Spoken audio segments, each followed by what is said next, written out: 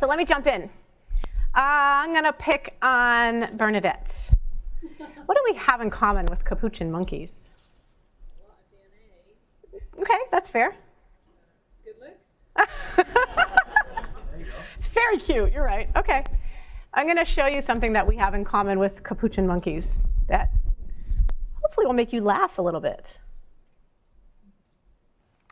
So a final experiment that I want to mention to you is our fairness study. And so this became a very famous study, and there's now many more, because after we did this about 10 years ago, it became very well known. And we did that originally with Capuchin Monkeys, and I'm going to show you the first experiment that we did. It has now been done with dogs, and with birds, and with chimpanzees. But with Sarah Brosnan, we started out with Capuchin Monkeys. So what we did is we put two Capuchin monkeys side by side. Again, these animals, they live in a group. They know each other. We take them out of the group, put them in a test chamber. And there's a very simple task that they need to do. And if you give both of them cucumber for the task, the two monkeys side by side, they're perfectly willing to do this 25 times in a row. So cucumber, even though it's really only water in my opinion, but cucumber is perfectly fine for them. Now, if you give the partner grapes, the food preferences of my Capuchin monkeys correspond exactly with the prices in the supermarket. And so if you give them grapes, that's a far better food, then you create inequity between them. So that's the experiment we did. Recently, we videotaped it with new monkeys who had never done the task, thinking that maybe they would have a stronger reaction, and that turned out to be right.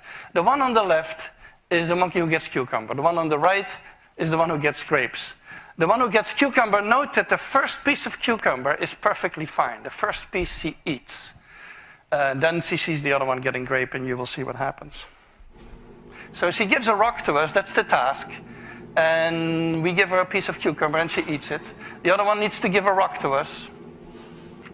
And that's what she does. And she gets a grape.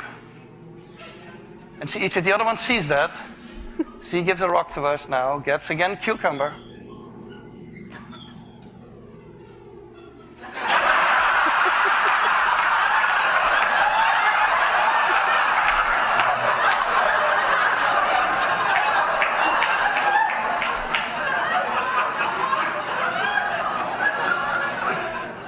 She tests a rock now against the wall. She needs to give it to us.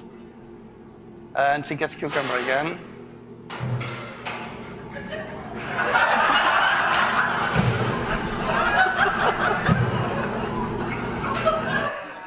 So this is basically the Wall Street protest that you see here.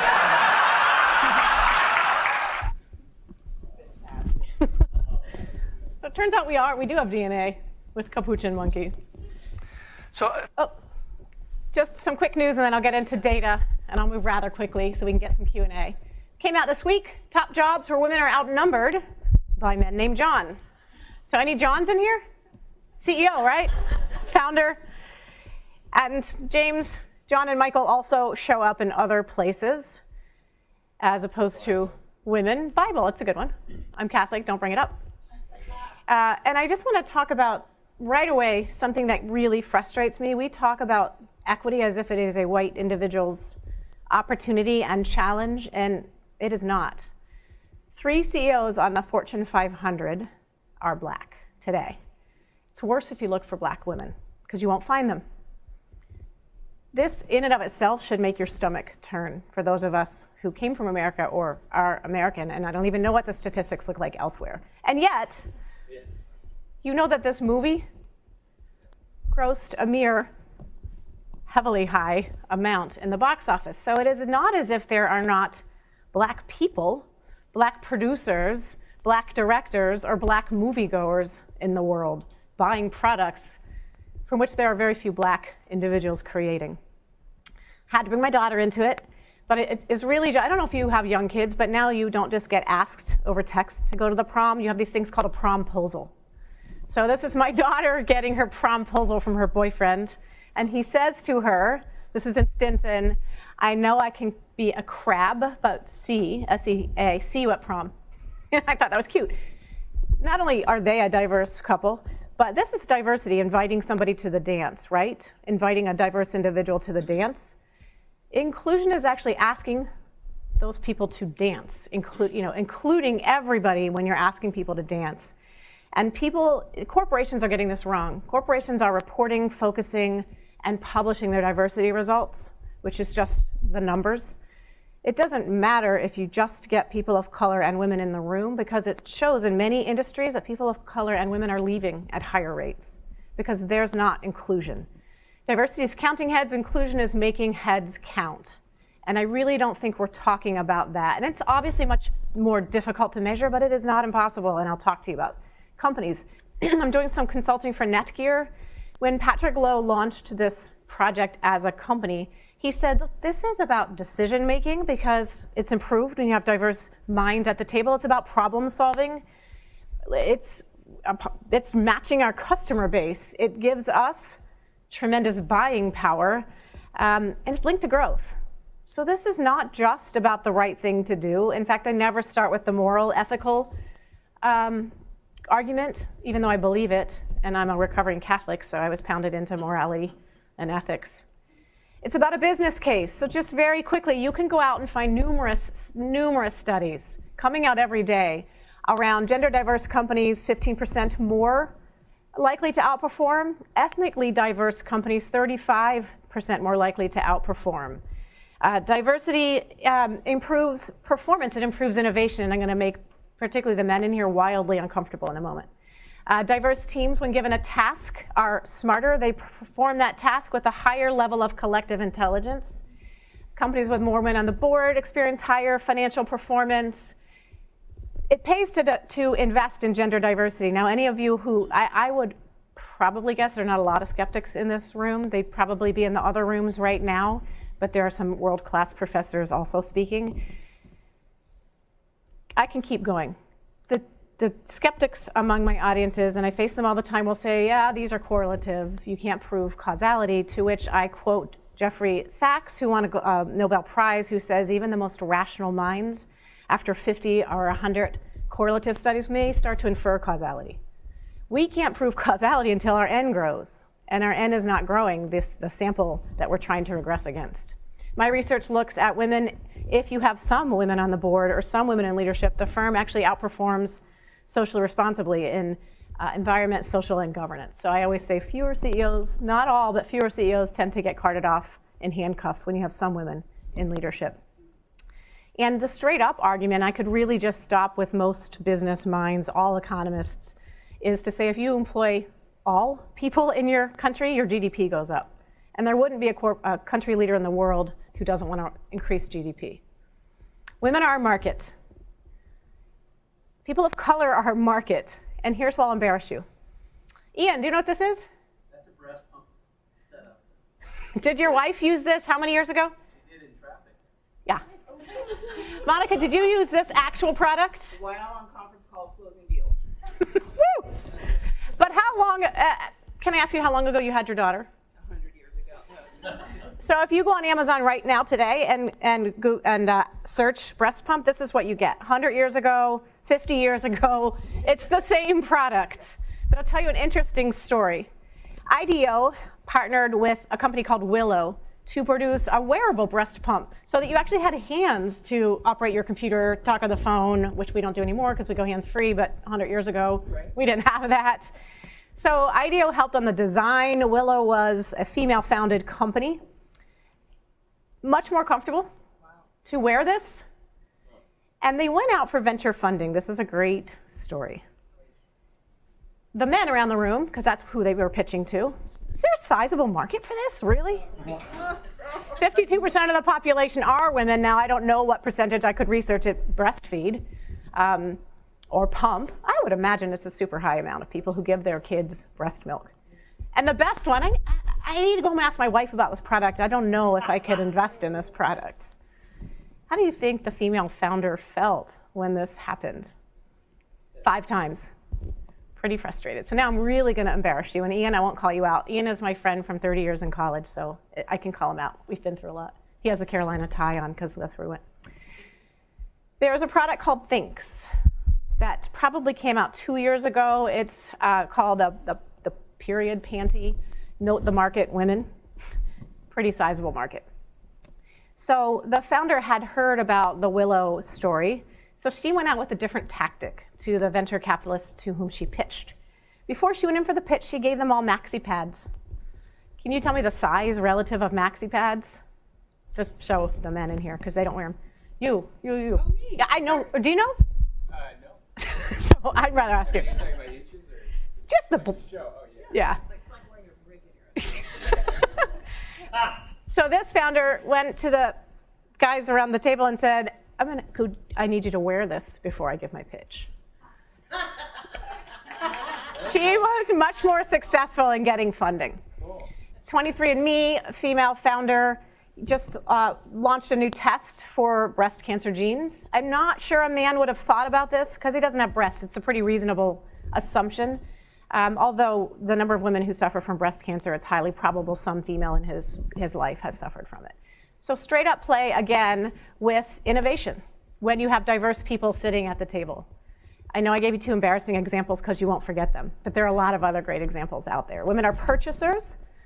We purchase, in general, 85% of the products in the family. And again, I love men, and I don't mean to be disrespectful to men, but every time I'm shopping, particularly around Thanksgiving, I'm convinced that of the items we don't purchase, we send, if we have a male partner, to the store with a note.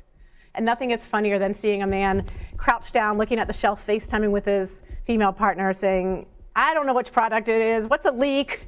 You look at you laughing. Does that happen in your family? Oh, yeah. It just makes me laugh. I'm always the one that goes up and tries to help them, though I still can't remember what a leak is. Women are deciders. We are particularly growing in decisions on healthcare products, on automobiles, in technology products and electronics for our home. So when you have all men working at Best Buy who mansplain, what Alexa does and how to set it up, can be some problems there. And then finally, I'm just going to get into a topic that before I give you strategies, a topic that I research pretty extensively. And it's a very hot, big, critical, debated topic.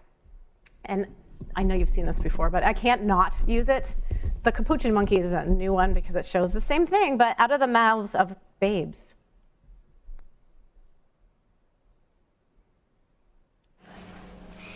If I was Prime Minister, I would make it illegal.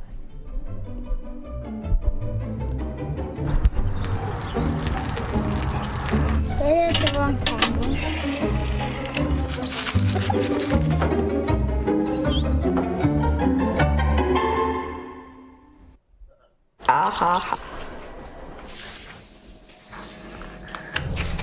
Why does he get $5? That's just the way it is. $7. It should be flat out illegal. Like, I'm not joking. I'm not being unreasonable. Women and men should have the same money. They should have 50-50. 60-60 if you want to do 120. It should just be how hard you work. If you do the same work, you should get paid the same money. What we're trying to tell you is that it's not fair that boys get paid more than girls. Maybe if the men noticed they were being paid more than the women, they should speak up about it. When I am older, I'm going to make a change. If I don't forget. I have no words, it's so wrong. So, Monica, when you go in on Monday, if in fact your pay is unequal, which we don't know, so the Capuchin monkey watched the grape being fed, that's not happening in the real world often. But when you go in, that should be flat out illegal. I think just be quiet after that. Or just throw a cucumber at your decider. We'll see how it works. I mean, you could take the rational approach or the effective approach. But this is ANZ Bank. It's an Australian company, and the CEO has stood out strongly to engage men as champions for change, he calls it, so that you have this allyship of the predominantly male-owned companies or male-led companies, particularly in finance, to speak out about this. Our MBAs are looking at ways right now to publish amongst themselves that send around a spreadsheet with salary data. And we'll see if that happens. There's some fear in terms of our career management group for obvious reasons around that happening. There's confidentiality reasons why our career management group can't do it, but not as many confidentiality reasons if students opt in to doing it. People under 30, those who, if you are running a business and are trying to hire, they care incredibly deeply about this issue. When you look at women in their 30s leave jobs, you can see that the top reason is that I found a job elsewhere pays more. So the more we have these websites, Paysa, Glassdoor, the more we have Google's internal spreadsheet that a woman started that puts pay data into a transparent format, I think the more you're going to see women leaving. Men, these are people under 30, so men obviously care about this issue too, and there's a trend, or at least a call for men to speak about their pay to women so that we can see what's happening. Haas, I don't know if you all read this, the Financial Times did its first ever rating of business schools globally, and Haas came out to be the third best for women. So this is pretty impressive in terms of exiting MBA students and pay equity. Now, I try to really focus on the positives, but I'm also incredibly a data wonk. The pay gap isn't generally the highest when you're exiting an MBA program, but if you look at it 20 years out, particularly if you have been lucky enough to have babies, thank you, Danae, for bringing your baby in. I'll talk about Danae at the end. Just giving you some time to get ready for that. I'm going to call you out. Barbie, and I just was talking about a breast pump. You missed it because you're out breastfeeding. But look, this is great news, except if you look 20 years out and a woman has opted out for any amount of time to have a child or has tried to get into greater ranks of leadership where the pay gap is more broad, the news is not good. The news of our Haas alums is not good. I don't feel comfortable releasing the data, but we've collected the data, and I'll tell you a little bit about my frustrations therein at the end. But you can look at any data. Pay gap grows over time. The other thing I'll say about this rating, absolutely happy that Financial Times did this. Really happy and feel incredibly proud that Haas rated so highly. This is only looking at gender equity and the proxy for that as pay. Not the culture, not admissions, not our pipeline, not what we're doing to prepare women as alums who weren't here when we're doing all of this targeted work around equity. Because Haas, in truth, we are not perfect, but we are working incredibly hard. You will not go to a place, come back to a place that you have harder working people who are really in touch with the issues, looking at the pain points that we have here as a school and developing strategies. And by people, I want to first say students. They have absolutely led the charge on saying, we can't proselytize out into the world until we look at what's happening here as a school. So our culture has moved heavily towards focusing on and improving equity and inclusion and satisfaction ratings. We're struggling very hard to understand how to improve people of color in the admissions process and not continuing to hide behind the fact that we are in a Prop 209 state and so, we can't outreach to people of color. Harvard can buy them. We can't do that. I don't know that that is the explanation that we need to rest on our laurels and say this is an excuse. There are other reasons, and Haas does amazing work in this space. 217 years. Ian, you have a daughter. Is that okay for you and her to not have pay equity? And this is global data now. Women need one more degree than men to earn, on average, same salary. It's an explosive moment. I am beyond anger. I went to TED Women this last year, and I'm somebody was raised to be a nice girl, so not to burn bridges. My dad's awesome. He was an author of Title IX, and yet he still told me, Kel, don't burn bridges, which is a reasonable piece of advice sometimes. TED Women, the theme this year was burn bridges. And at first I was super uncomfortable because I was like, I love my dad. He said don't burn bridges. I think you're seeing bridges being burned right now because when you burn bridges, you get a lot of light out of that fire. Excuse me. Men's earnings are higher at every level of educational attainment. So, economists do a great job of killing this data and saying it's not true. There's obviously different ways to splice and dice data. So you can ratchet it up from 80 cents, which is the most generally used number for a white woman to a white male dollar, and I'll tell you some distinct problems with that. And you can control for everything under the sun, and it is still around 90 to 93 cents. The remaining portion is unexplainable. And it is attributed to unconscious bias, implicit bias.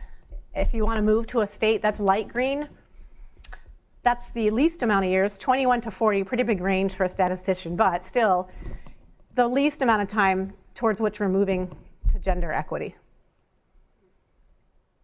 This is in Denmark. This really scares me because they are rated one of the highest in terms of gender equity in the world. I think they're number 2 in the gender gap index. And even in Denmark, women's earnings drop after having a child, men's don't. Unconscious bias. The fact that women are still carrying a disproportionately high amount of hours in the home on childcare and just tending to the house. Equal pay, 2059 is the most optimistic year, but look at the data broken down by race, ethnicity. Again, it should make your stomach turn. I'm not waiting that long. Thank you. And I know you shouldn't be even waiting now. Can't imagine you waiting for anything, which is why I love her. And she's a super wine snob, so when you go to a bar, it's hilarious. You generally get like 5 glasses of free wine because she says this is awful. So I like to go out with her. But again, I should not jest on this slide. If you're a Latina, it's bad. I have heard friends of mine who are running HR departments, and it's a cost center, and if you spent time in HR, you get pressured to bring your costs down, who will say, if the woman is absolutely equally as qualified and she's asking for less money, I have to keep my costs down. Those are men and women who say that, by the way, not just men. That's called sharecropping. Yeah. If you're willing to work for nothing and live next to the plantation, why not? She's always the voice of reality in such a positive way. Yeah. May I share some data? Yeah? Well, I work for a consulting firm. I've worked in that business areas. And for Women's Day, International, I am against Women's Day because we don't celebrate Men's Day. But I did an exercise for that day. In 10 years, I have done 194 search processes. I live in Europe. In Europe, the gender thing, it's also very, let's say, it's a hot topic. But we are also talking about gender, not only gender, but generational and other aspects of diversity. But it was 194 searches. I introduced I introduced 149 women as final candidates in the three final candidates. I introduced 149. How many got the job? How many got the job? How many you think got the job of these 149 women? Top positions of leadership? Top positions of leadership in Europe. I'm working in Germany, in Spain. 1%. 1%. 5. 4 5 women. people. 5 people. 3. 0. Okay, 5. Two of them were internals that were assessed. And I would like you to know which were the positions. Which positions do you think? HR. Marketing. Total? Marketing. Finance, 0. Marketing. Legal, 1. And the others were, and marketing, 1. And communications. That's it. Yeah. End of the story. And this is real. These are data from one of the top 100 firms. You introduce people. You mentioned about diversity, the problem of this unconscious bias. Yeah. I don't know. And by the way, 2 of the people they were hired were mandates that Juncal, I want a woman. And I said, I'm not going to introduce you only women. I will introduce women and men, and you choose the best. But this was the mandate. Thank you for that data, particularly to get an international perspective. Will you send that to me because I'll work it into every talk. And please invite me to Barcelona to speak because that's my favorite. And I'm going to charge you, 120% of what you would bring a man in. Heads up. Thank you for that. It's super. It's just we just have to have this global perspective because unfortunately the trends aren't changing and they aren't changing fast enough. And we have focused on diversity at least verbally and in the newspaper and in the news and on NPR and everything that you hear. The COO role is starting to move slightly more towards being a female dominated, but now they're calling it a glass wall.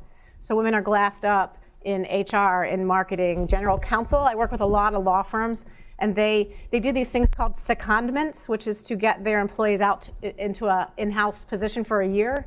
They are losing significant numbers of people of color and women to stay in-house because the billable hour model really disproportionately hurts women who are juggling more, and people of color don't see anybody up there that they don't see people who look like them, and social psychology has proved time and time again that you can't be what you can't see. So the pay gap is, it's a very complex problem to solve, but every time I walk into a tech firm and they beat on their chest and say, we solve big, hairy, complex problems, I'm like, good, here's one, solve it. Pay gaps are hiding. Oh, sorry, I didn't go into this. So another article just came out this week and was widely heralded, and it should be. 3 of the 10 highest paid CEOs are women. Great headline. And yet, those are probably only 3 of the CEOs. Those are probably the only 3 female CEOs in the top companies who are women. So when you have a very small N, you can't make too many assumptions on it. It's still great. I don't want to take away from the greatness. And CEO salary is made what? Public. So when you publicly report on things, things happen. And where you are seeing pay gaps hiding is on things that aren't reported publicly. Bonuses, reload packages, which makes absolutely no sense to me because I know I have 8 times as many shoes as Ian has because he has 2 pairs because I've seen him for 30 years. And, really? Yeah. So the fact that he should get a higher relocation package than me makes no sense. Stock options, and really, and Danae can talk about this afterwards, but equity and cap tables, because when you have men founding companies, selling them, starting a new company, selling them, and they're making the equity decisions, and it's not that men are bad.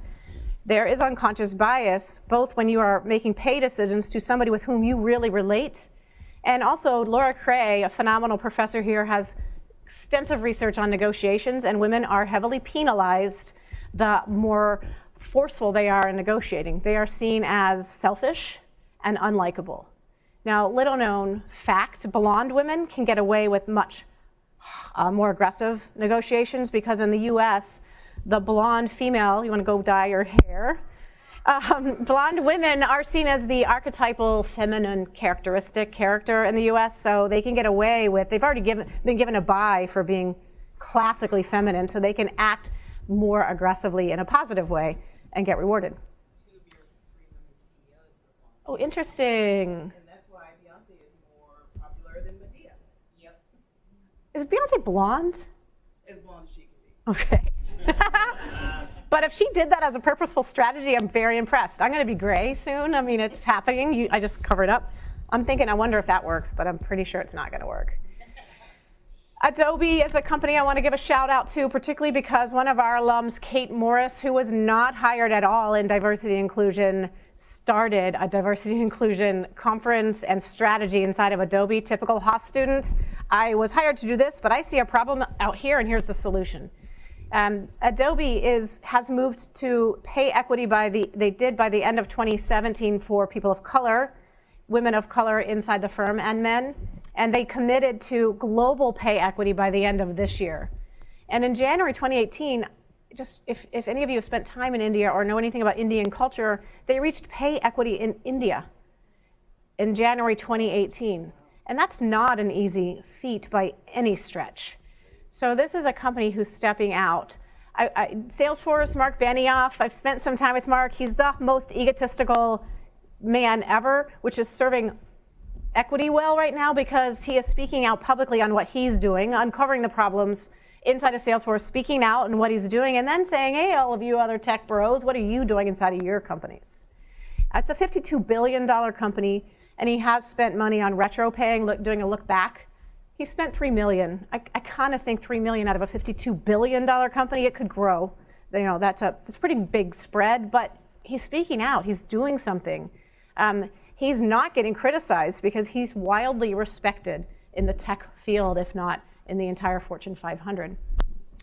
I've been really lucky enough to work with Gap Inc. Art Peck, the CEO of Gap Inc., is just a profound sponsor and mentor of mine.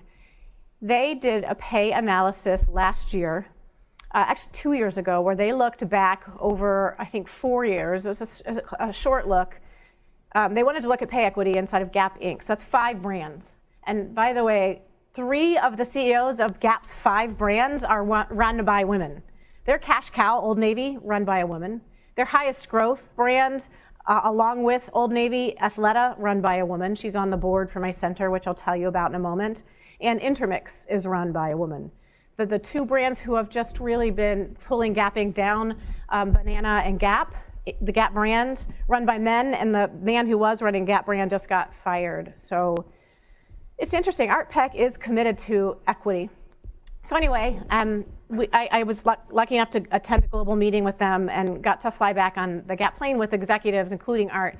And they told me about this. I had not seen the study because Gap is incredibly humble and they don't speak out until they are 2,000% sure that the data is correct. By the way, they hired the outside data analytics firm, and I'm always more respectful when it's not internal HR crunching the numbers. It just feels to be a little more objective if it's an outside firm.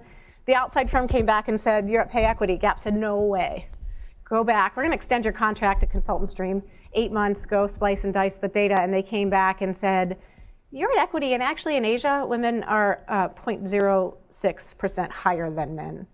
So they admitted very humbly on the airplane, we don't really know why. Like, we don't know how we got to pay equity. We didn't set out to, as our goal right up front, to be at equal pay. So could you come in and research what's happening inside of our culture, inside of our companies? And so I went in with a research team to look at what is happening inside of Gap. How did they get here, particularly if it wasn't an intentional goal? And we found a lot, but just 3 things that I want to highlight here. We're sitting in, we went through the Fisher gates, Doris and Don Fisher, to get in here this morning, possibly. Doris and Don Fisher founded Gap equally. Husband and wife, but this wasn't the husband doing the heavy lifting and having his wife on his arm for the photo op. It was that they both put in equal amounts of money. And if you talk to anybody in Gap, Doris still roams the halls and shakes things up. And it's just a fantastic thing to see. So they have something that all companies can't naturally have if they've already been launched. They have a cultural heritage. And cultural heritages or stories really dictate the firm. Just 2 strategies that sound really tiny, but have had a pretty profound impact when a high-performing woman or person of color comes in to quit. Not everybody, some people should quit, but when they come in to tell their boss, male or female, I need to leave the firm, I want to quit, they flip the question around to say, what would it take to get you to stay? And they can't sort of adhere to every ask, but they said a majority of the asks of what it would take to get the individual to stay, they can actually provide. So they're working hard to get people of color, women to stay. And then I love this one. This was, I'm just being descriptive racially and ethnically because of my talk, an Asian executive, and she found in her business unit satisfaction and engagement scores, they were much lower than other parts of the company. And she was just obviously disturbed. Every leader at Gap, every business unit leader gets a diversity and inclusion scorecard, and it's public. Everybody else gets to see it. They also present it to the board. It's called a diversity dashboard at the board level. So she was concerned, as any good leader would be, and she set out to conduct focus groups. She brought in HR to conduct focus groups because you're not always going to want to be honest with your leader. And one of the things she found out, Gap has this process called results-oriented workplace. And so when they do performance appraisals, they just focus on results. They have an outside objective reviewer saying, oh, okay, I get this, but how's this focus on her results? Let's just look at her results. So it's a flexible workplace. And if any of you work in flexible workplaces, you know that flexibility can be a verbal thing. And you might leave at 5 to go to your daughter's rugby game or your son's piano recital. And I reversed those because that's a way to positively bias you, because I could say son's rugby match. Anyway, they were finding that the employees were saying, well, so I leave for the piano recital, but in fact, I'm always on my phone every time I feel an email buzz. Or I go back after doing all this work with my, spending time with my partner and putting the kids to bed, and I'm back online till midnight. And so the female, Bobby, said, you know what, let me just tell you something about yourself. We're not going to die if you take some time off your phone. Nobody's going to die. The company's not going to fold. So I'm going to implement a purposeful 3-tier alert system. Go to that soccer, rugby, go to the gym at lunch. We're going to still work during that hour, But, so we're gonna send emails. But if I need you, an email is not the way to get to you, right? Get to it when you get back online, get to it tomorrow when you get back in. If it's of relative importance, I'm gonna text you because most of us have our text sent on vibrate. And if somebody is gonna die or if the company is gonna tank, I'll call you. So go do what you're supposed to do, what you wanna do, what you're choosing to do, and just be free a little bit, because results-oriented workplace or flexible workplace doesn't work unless we truly monitor that. And then at the very end, we did the study and we gave Art and leadership team all of these ways in which we thought predicted equal pay. And I went into Art's office, and if you don't know Art, he's brilliant, he's very dry and deadpan, and he has a wonderful snark about him. So we were chatting, and I said, Art, the crazy thing about this study is what I really think is it's not about equal pay, it's about reducing bias in the company. And he looked at me and he said, I was waiting for the brilliant professor to arrive at that conclusion. And I'm like, okay, thank you, Art. But he did make up for that in a moment. I'll tell you how. So it's wicked hard stuff. Anybody from New England? I'm not, but I just love to woman Procreate or West Coast Procreate. They're wicked hard. But it's really hard stuff. People say all the time, what do I do? How do I get there? You know, leaders get it. They understand the business benefit. I don't work with very many people who say this is bunk. Maybe economists will be the ones who tell me that. And I have the luxury of being senior enough in my career that when a company asks me to come in and do a long-term consulting project, I say no unless the following conditions are present. You have to collect data inside the company. You have to be willing to go out there and see what's happening in my company. I'm not going to go in and give a talk on International Women's Day if you aren't really taking this seriously. So collect data, and it's not just about the numbers. It's not just the brochure where you have one person of every color on the cover. You have to promise transparency before you collect the data. The only way, the best way, the most significant way to create change is to take your clothes off, right? If you're worried about, how muscular you are, if you have to take your clothes off, you're going to get a lot more muscular. You're just going to focus on it more. So I want to hear transparency as a promise before the data is collected. If you don't have goals or targets, and I don't say quotas, I might believe in it. I might see actually in Norway that because they implemented a quota for women on boards, they are seeing results. I believe in the US that word is too electrically charged, but targets is not. Companies set targets for everything. Companies set goals for everything. You have to set targets. Now, I don't know if it's a company-wide target because that might be really impossible to start out trying to achieve that, but you can set business unit targets, functional targets, geographic targets, and then, not surprisingly, pay people. If you don't pay people to do something, but you tell them to do it, it's not going to be top of list. So when you're doing a performance appraisal and you have set targets and goals, one of the items on which you should be appraising your employee is, what did you do to meet these targets? What did you do to increase these targets? What did you do to define these goals? And then you've got to include everyone in the solutions. So there's a thing also called, we have glass doors, we have glass ceilings, we got a lot of glass, but there's also glass cliffs. And companies, departments, organizations who are tanking, who are in that, the boat's going down, are more likely to put a woman in charge at that moment. So you can't wait to just engage, you can't just engage women, you can't just engage people of color, but you just can't engage white men or white women in the solution. You have to engage everybody in the solution, and part of that is by making the targets and goals everybody's responsibility and paying them on this. So it's really funny when I have CEOs or senior leaders who say, I have this great strategy consulting project and I'm going to pay you a lot. And I say, I got to ask you these 5 questions first. Are you willing to? And they say, oh, and I hear good companies say, I'm not ready to collect the data. I'm too scared to collect the data because if we have data out there, the lawyers are the worst, and we have to act on it. Because it's such a litigious society or world or business world, I say, here's your money back, thank you very much. But when you're willing to even start with the data collection, I'll be your girl. Another company, yeah? So what percentage of the CEOs bail on that? So they just say, no, thank you very much, but I'm too scared. Well, the end for me would be skewed because I would obviously get called by a company who's committed to this. Yeah. So I have probably only had, because I was talking to the GC, 2 companies out of, gosh, that's a good question. 15, 20? who, real numbers, 15 out of 2 out of 15 to 20 who have said nope. And it's generally the lawyers, and I get their thinking, it's too risky to collect the data because then I have to act on it. And it's a reasonable but not solid excuse. Lawyers are tough. If there are lawyers in the room, I'm sorry, but it's the toughest audience other than teenagers. Teenage girls that I've ever had to work with. Shakespeare was right. First we kill all the lawyers. I don't know, we need them, right? Now. Lawsuits, look, I want them because you know what? Diversity and inequity lawsuits are costing companies a lot of money. And money being, lost moves the needle. But I don't want to spend all my time with them. Another company, and I didn't get his permission to use his name. I just need to because I don't imagine he'd say no. But another company who is in the tech sector who had some real negative headlines.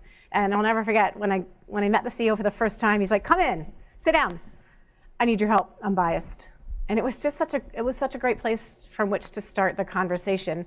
And he says, look, I cannot, as the CEO of this company, and it's a super successful financially company, I can't cure all societal ills, but this is about building a great company. And this is what I wake up to try to do every single day. And it was a very fun consulting project. At last, I want to talk to you about what we've just launched and are super excited about here at Haas. Me, founder and CEO. I put that on the slide. I'm like, oh my God, they're going to think I'm so egotistical. And I'm like, no. Like a man would say that. He'd wear the shirt that said CEO. So we just launched in November. And we've been doing a lot of work in this space. So I got a little bit of a, oh, you're just doing it because it's hip right now and you're the laggard. It's not true. We've been doing a lot in this space for a very long time and made headway. But we just haven't started a center yet because we have budget constraints. It's Berkeley, it's Haas. We're better than the other schools, but every center that's launched here at Haas is 100% self-sustaining financially. So the dean had a lot of priorities. You're sitting in one of them. It makes sense. He's a leader. Getting this building funded was a obviously top priority.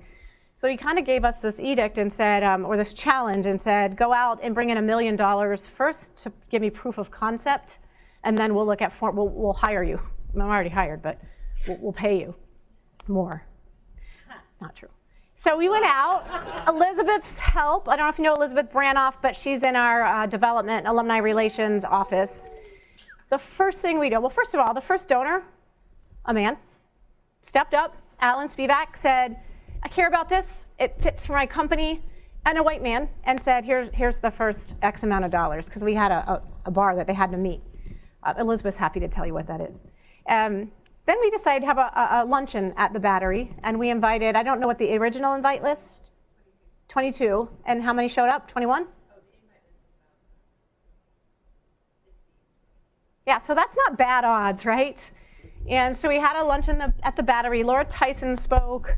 I spoke. The woman who hosted us at the Battery spoke, who had given, I will not out her, but she'd given money, but it wasn't the threshold that we were going to call them founding funders. So she stood up and spoke about why it's important to her. I think we walked out of that brunch. I'm bad with numbers. With how much? Maybe not that day, but within within the year. Within 4 months, we had $1 million. So that was really fun to go into Rich's office and say, here's your check, done. Mm-hmm. Exactly. So we launched, and we are certainly looking still for individual donors. It's easier for me to run a center with individual donations because it's unrestricted. But we're now looking very heavily for corporate partners, and Gap Inc. came in as our core founding corporate partner at a much higher number. And I couldn't pick a better company to have come in first. By the way, we just found out good news yesterday. I actually found out a day ago, but it was announced yesterday. We wrote this case on Gap Inc. It's in the Berkeley Haas case series, which, by the way, Harvard Business School is a distributor of those cases. And the Gap case won best case of the year. So that's cool. Like, I did not see that coming in terms of what the other cases were about previous to me.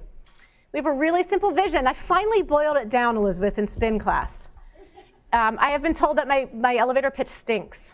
It doesn't stink anymore. And I'm going to send this to Nancy Green, who's been riding me hard, rightly so, who's the CEO of Athleta, who has been saying, Clarity, clarity. We want to educate an equity-fluent leadership world. We produce over 1,000 leaders a year from this school across all degree programs. We want to produce an equity-fluent world. We want to teach inclusion acumen. That's what you're getting right now, and I'm so happy. And I want you to go out to the other people who had other choices that were fantastic, and just ask them what their inclusion acumen is. Just to start the conversation. You have to start conversations. While you're snacking on your filet. Thank you. Can I have that? I'll take it. You know I'm going to hold you to it. And good wine.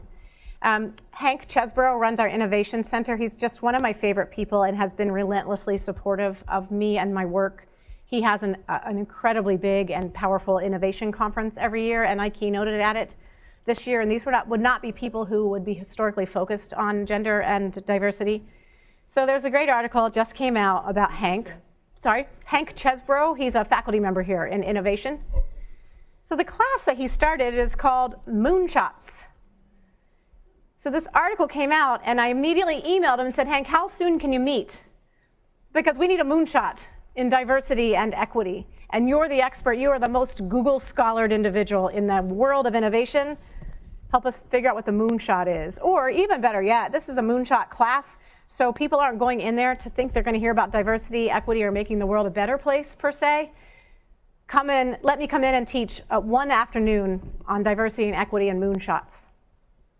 And then finally, we have made a lot of headway. I'm still looking at Elizabeth because she's also been writing us hard. To be clear, we have 6 stakeholders. We have our internal stakeholders, obviously students. We added alumni. My advisory board, who are almost all alums of either Berkeley or Berkeley Haas, said, you need to call out alumni. They didn't graduate in this era. They have a higher gender salary gap 20 years out. So we added alumni and faculty. We have to engage faculty, and you engage faculty 2 easy ways: money and data, access to data. So they're easy. And we have a lot of faculty doing research in this space. And then our external audience, other business schools, we have a great formula here. It's not perfect. We're still putting in new ingredients, taking old ingredients out. But we're doing a lot. The Gender Equity Initiative, Racial Inclusion Initiative, which is fully run by students, which collects solid data in our admissions process, in our culture, in our classroom, and in our career services of where are the inequities showing up. And they put a strategy out. This model is fantastic. We need to sell it for free to other business schools. Our classes are great. The students developed a new class 2 years ago called Conversations on Race, or Dialogues on Race. And it has had a profound impact. And they have measured the impact in terms of the students thinking before the class and after class around the comfort level of discussing race, fear of messing up discussing race, level of empathy increase after the class. We have some great things going on here. And of course, we want to engage with companies and other civic organizations because that's the power base. So we can change 1,000 leaders a year. And if we can also help to change, 30,000 leaders, 160,000 leaders at Gap Inc., we're going to start to create change. And then we just added, if anybody has ideas on this today or connections, one of our board members, fantastically powerful woman in the Valley, said, you know what? Media has had a really negative impact on this topic, and they have the ability to have an incredibly positive impact, not just in Hollywood and the amount of sexual harassment that's happened there, but their presence, the amount of media to which we are exposed at a really young age. So we want to activate this power base. I'm not going to spend a lot of time on this, but we have a playbook strategy. My dad is an ex-pro football player, so it was natural for me to call them playbooks. We're going to have playbooks that we're going to develop both from what is going well and has measurable outcomes, and in some radically new things that maybe we don't have measurable outcomes on, but maybe they won't work. But we're going to try this playbook strategy. And I'm going to end on a video that I have seen 100 times, and it always makes me tear up. So I love to leave my audience crying. So I'm going to do that and then end.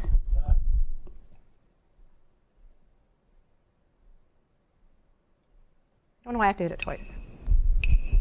I would describe my political views as the new right. I say that I'm left.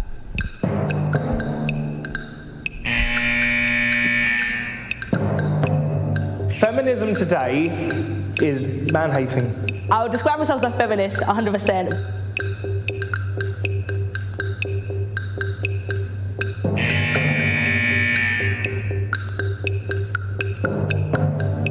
I don't believe that climate change exists. We're not taking enough action on climate change. I think it's about time these people got off the high horse and started looking for credible problems that actually exist. It's absolutely critical that trans people have their own voice. That's not right. You can't, you know, you're a man, be a man, or you're a female, be a female. Women do need to remember that we need you to have our children. Could I be friends with someone that says a woman's place is in the home? Right, okay, well, I'm an expert at flat packs. If you have any trouble, just watch me. So it looks like I've got your instructions here. I think so. Let me help you. Let's have just that bit there.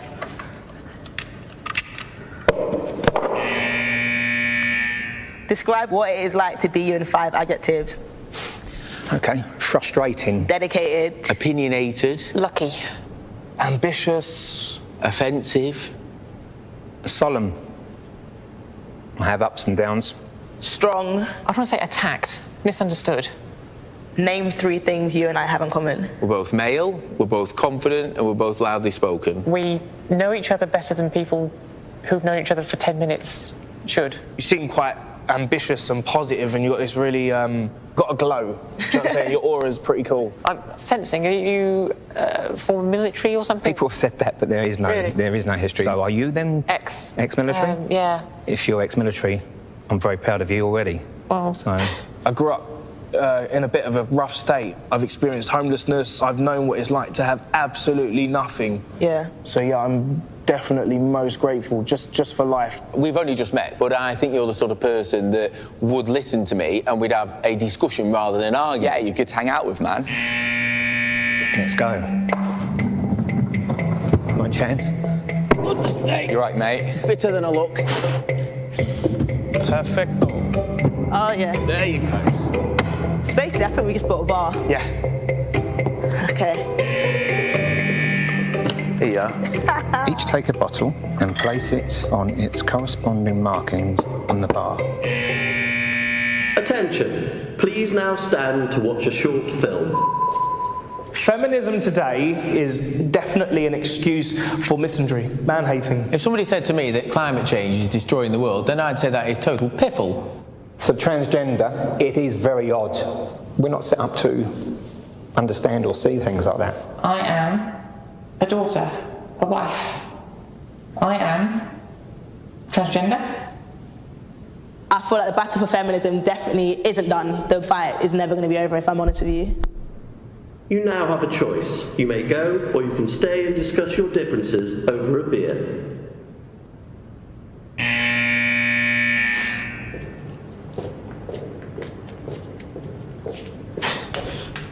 I'm only joking.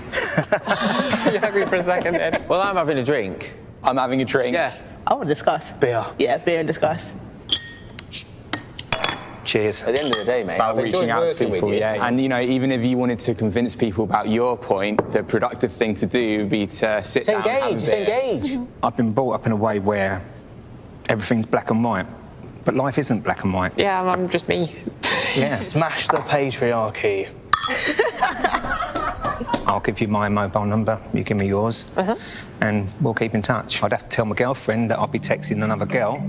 She might be a bit upset with that, but I'll have to get round that. I'll have to tell my girl. She'll have to lump it. And people they get mad, like, oh, that's a commercial for Heineken. Good for Heineken, because this came out after the election.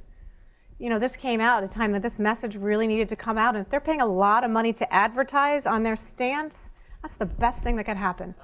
Because then the other beer companies are going to say, whoa, wait, we stand out for it too. So one of my other great mentors, Rosalind Hudnell, we were just talking about her. She just retired from Intel, a senior executive from Intel, came in to speak to my class, and she said, you know what? You guys are in a slingshot moment right now. This is a slingshot moment. And the thing about slingshots is, the farther you pull that back, the farther it's going to go. So use your muscles and pull it back really hard right now. The bad news about today, but fun for me, is that I'm expected to be in the athletic director's box, and the spring football game is happening today because we have some potential donors there. So I'm here all afternoon. I'm moderating Haas X. I'm going to do in 5 minutes. I have to run out the door because the game started at 11. But you can ask me anything after we get back from the game. Go Bears.